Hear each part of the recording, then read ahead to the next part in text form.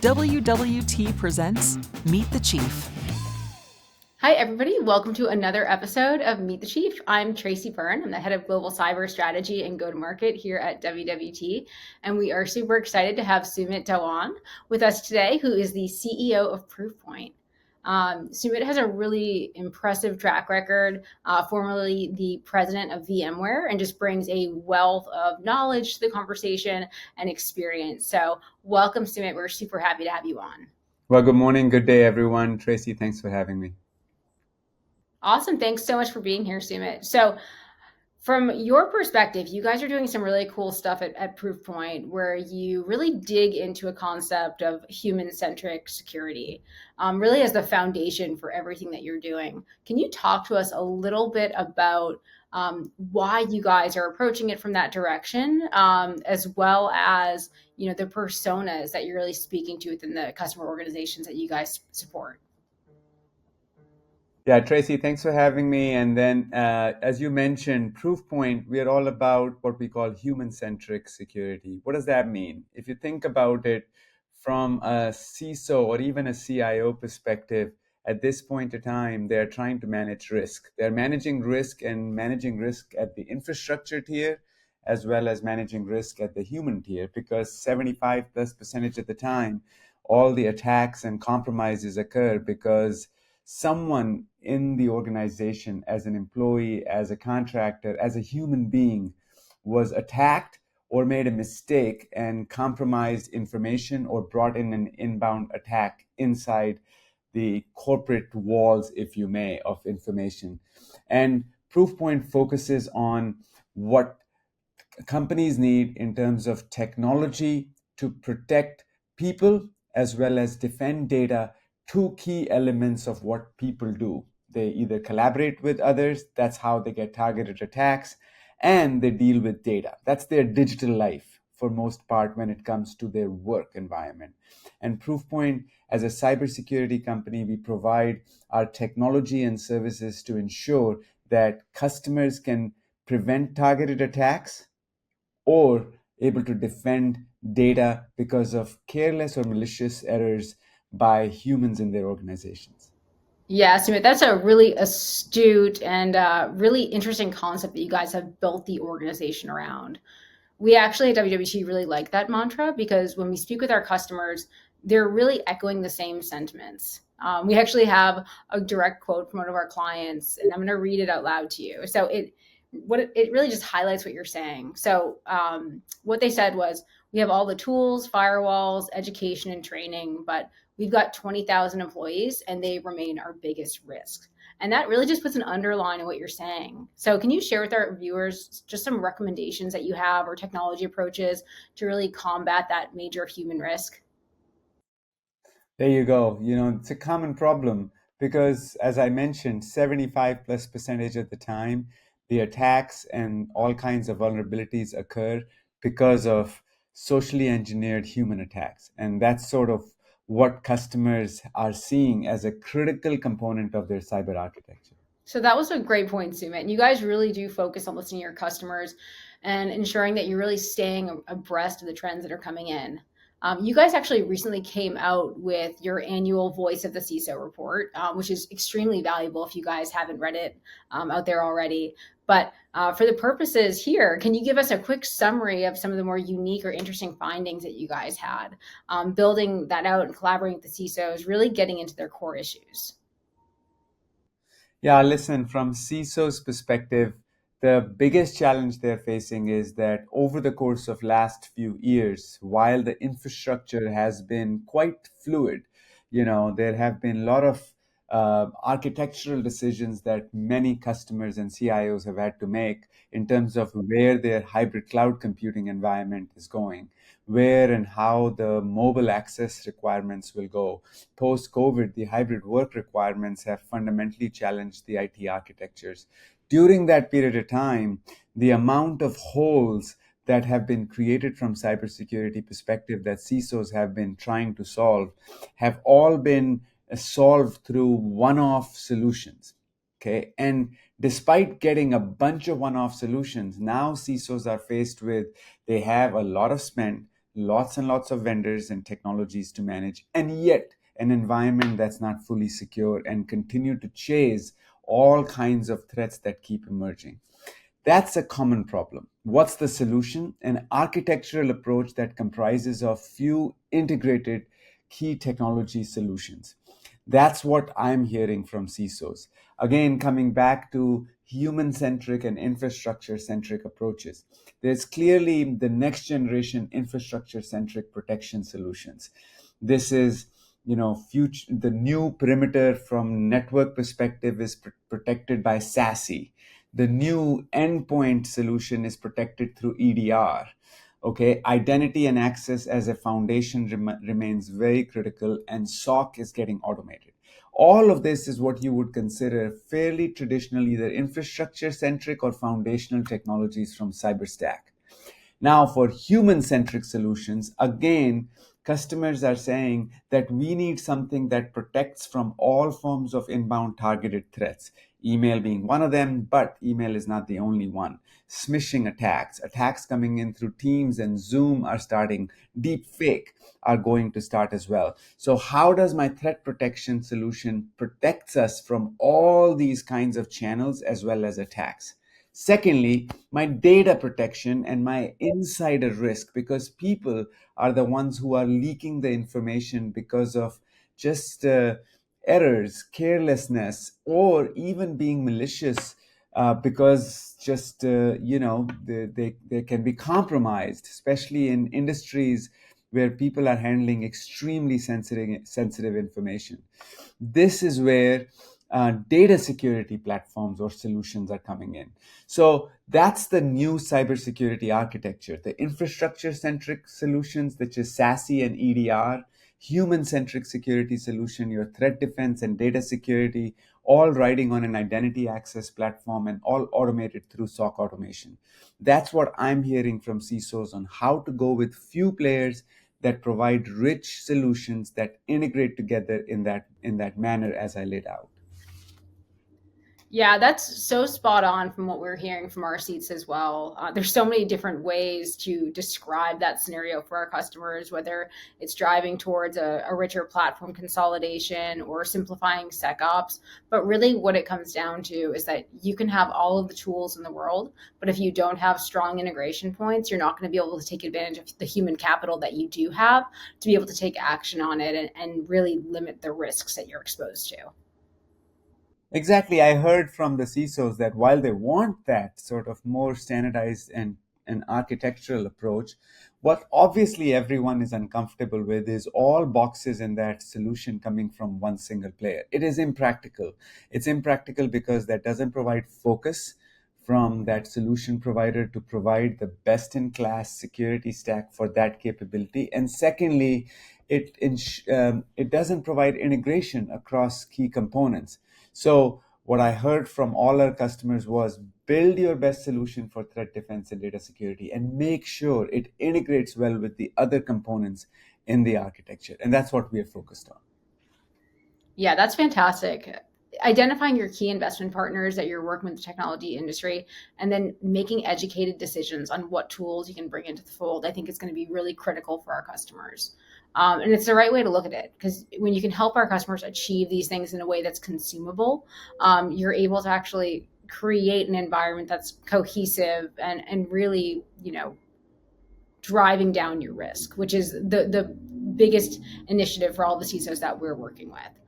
So one of the things that you touched on in your conversation, just kind of going through the different areas of security, is the focus on being data centric as well. And as we all know, we're seeing this landscape change so rapidly with the, I wouldn't say introduction, but like the faster proliferation of AI changing how we defend against threats and also the types of threats that are coming in. But really what it all boils down to is the data. So I'd love to hear your perspective on it and how Proofpoint, from a strategy, and forward-looking element, how you guys are interacting in this new world. Yeah, listen, Gen AI creates a very open threat surface for both people being attacked using new technologies that makes bad folks, bad guys create attacks much more easily. We're starting to see the targeted attacks increase in languages and countries which were very difficult to create attacks for. For example, last year, we saw 20x increase in phishing as well as BEC, business email compromise attacks. And countries like Japan, Korea, as well as Middle East, where it has always been traditionally difficult to create targeted attacks because of language constraints, saw the highest increase. Why? Because Gen AI is making it extremely easy for bad actors to create targeted attacks. And crypto is creating very easy for bad actors to get rewarded because of these attacks, okay, by planting ransomware or by getting the appropriate sort of extortion mechanisms implemented in a much easier fashion. So that's sort of what's happening on the bad guy side, leveraging Gen AI. Our view is that you have to use AI to beat AI. Humans just looking at all of this information with traditional technologies are not sufficient. That's why we've introduced what we call line speed LLM. This is groundbreaking new innovation that only Proofpoint offers. What we do is we are able to get when any kind of communication collaboration, including email, before it arrives at people's desks, people's laptops, people's mobile devices, it's going through our large language model, which has been trained with immense amount of information we have, with all the information and data we get from emails, email protection across almost all Fortune 100, more than 50% of Global 2000 customers. That data is training our LLM to be able to detect the intent behind the email. Now, that intent can tell any communication whether it's good communication or it has a fraudulent intent that will mislead the employee and will compromise all of a sudden the entire environment. That's the kind of innovation we're bringing in so that AI can beat AI. Very similarly, there are lots of issues and concerns that customers have on how to embrace AI. In other words, I want to bring AI as CIO. They say, hey, AI is great. They have 25, 30 different projects on creating more Copilot, not just Microsoft Copilot, but Copilot like chatbots, or even enabling open large language model like chat GPTs. But they're concerned that anytime you're doing so, you have a risk of companies' information leaking out, because very easy to just simply as an employee ask a question into a chatbot that inadvertently leaks sensitive information based on even the question you ask. We have provided defense for that. We detect what type of question you're asking, what's the intent or information behind it, and make sure that that information doesn't go out to open models. This way you can build acceptable use AI policies in your environment. That's how we are embracing AI, both for protecting threats as well as protecting the information leaking out and enabling enterprises to adopt AI, whereas defending bad guys who are using it from bad guys who are using AI to attack them. I think that's such important work that you guys are doing, because it's not just that you're leveraging AI for defenses, but you're allowing organizations to lean in and to adopt AI to further their businesses, to help them go faster and become more efficient. Exactly. Moving away from the technology a little bit, we'd love to learn about you and what drives you outside of work. Well, I've got a small family. My wife and I, we live in the Bay Area in Palo Alto, and our son is in college at Purdue, so quite far. We're empty nesters. We do have a little dog, so small family. We do enjoy each other's company. We've had sort of a long marriage, so now both of us enjoy playing golf. We started playing golf during COVID. So no way we are great at it, but who is great at this sport? We enjoy playing it, and we enjoy hanging out as well as with our friends. We do enjoy food, and although I do travel quite a bit for work, but whenever we do get a chance, we do travel, and we enjoy travel as well. Well, I can definitely agree with that, Sumit. I love going to Europe, particularly the Mediterranean, just amazing food. So very, very cool. So talking a little bit more about Proofpoint, especially in your role with your vision and mission that you guys are really embarking on. You guys have been No, known don't for say many that. years as an email company, but I'd love to hear about the other things that you guys do because we know that your portfolio is very broad and you guys have really innovated and dug in the last few years. So can you tell us a little bit more about what you guys are doing? Yeah, Proofpoint, the company has done amazingly well. We have, like I mentioned, two major solution areas. One focused on threat defense and email security being the predominant one. There, we are expanding beyond email. We are providing richer and richer solutions for other forms of collaboration. And we've recently introduced new technologies for defense against supplier threats that come in because of compromise and attacks, not just to your environment, to your suppliers, and also as employees' accounts get taken over. Again, all forms of threats that happen at the human level. And then second solution area that we have is in data security and compliance. Data security and compliance solutions, we have a very, very unique solution that provides behavior based and sort of context based analysis of what every user is doing and then elevating the level of controls so that you have basic protection for compliance to full rich protection in case the behavior is suspicious to deep monitoring of insider risk behavior in case customers want that level of monitoring because they have an extremely risky employee. These two solutions we are bringing together for our customers to be able to manage the human risk where every people in their enterprise, every contractor, every supplier that they deal with, they all get some degree of risk scoring based on what are the targeted attacks and what is the human behavior or the behavior that we are seeing with information in particular. And based on those two things, a risk is allocated, and based on that, you are as customers, you're able to manage that risk. How do you manage that risk? You can adjust the controls for every group which are highly risky or higher attacked, or you can provide more targeted training program. We know just broad training programs don't work, but if you have custom training programs that involve just in time training where you can nudge the users if they are performing things that are suspicious or incorrect or careless, and to providing more targeted campaigns where you're training them and getting them more comfortable on what the right behavior is. That is a mechanism that CISOs and CIOs need because they can take to the risk and governance committees and saying that 75% of our risk comes in at human layer, and Proofpoint solutions are able to protect against them.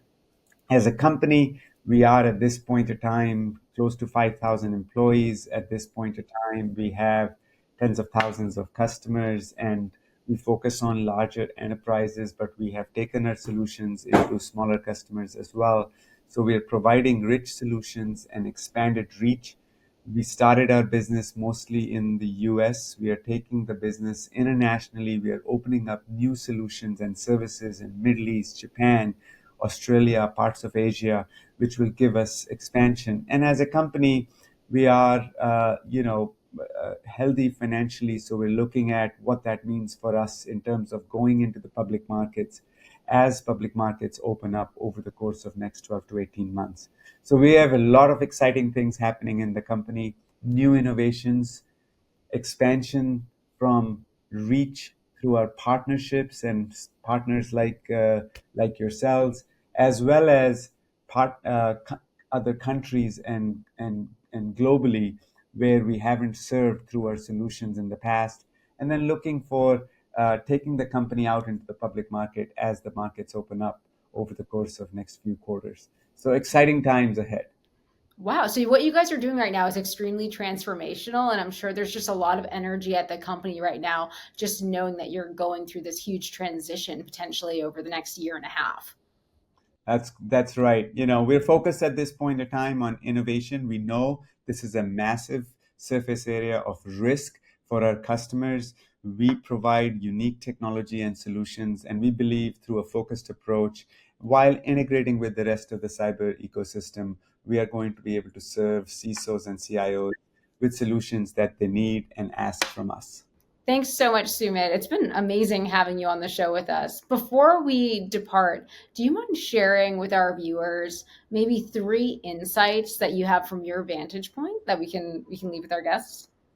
Well, firstly, I think cybersecurity is moving towards a consolidated architectural approach, which consists of infrastructure protection through SASE as well as EDR, and human-centric protection, which is data security and inbound threat defense.